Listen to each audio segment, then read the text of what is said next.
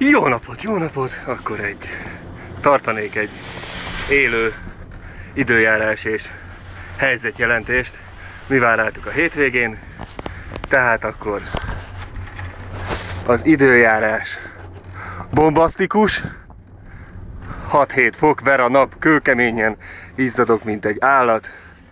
A hó az tökéletes, hibátlan hó fog rátok várni, mint látjátok. Egy tájkép, egy körkép.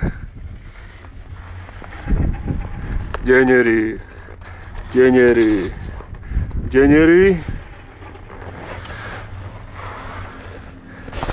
Hozzáteszem, dél van, dél lesz 5 perc múlva.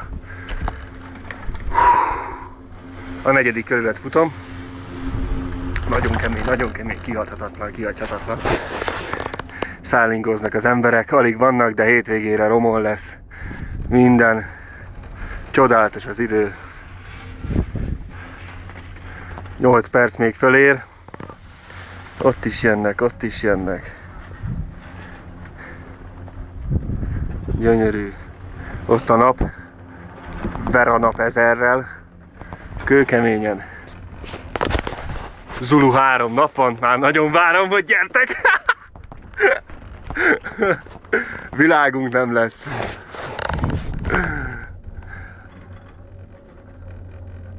Szállingoznak azért páran. Csoda lesz. Ez itt egy csákányos. Csákányoznak felfelé az emberek. Ott nagyon szapít, nagyon szakít. Hopp.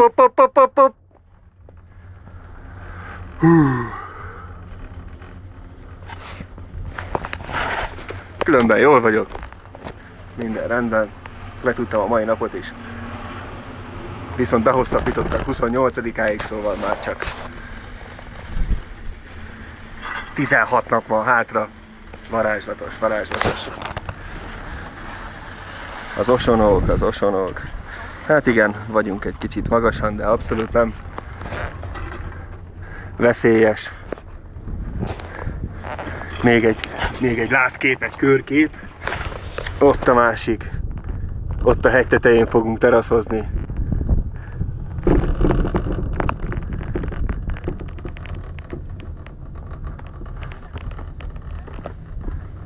Gyönyörű.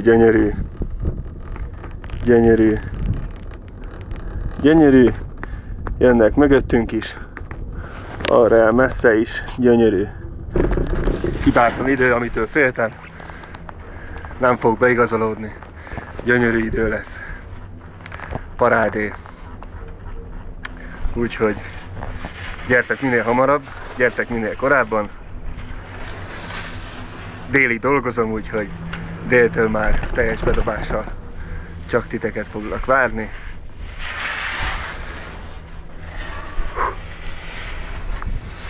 Na. Csapatnak ott is, csapatnak, szállingozó emberek, szállingozók.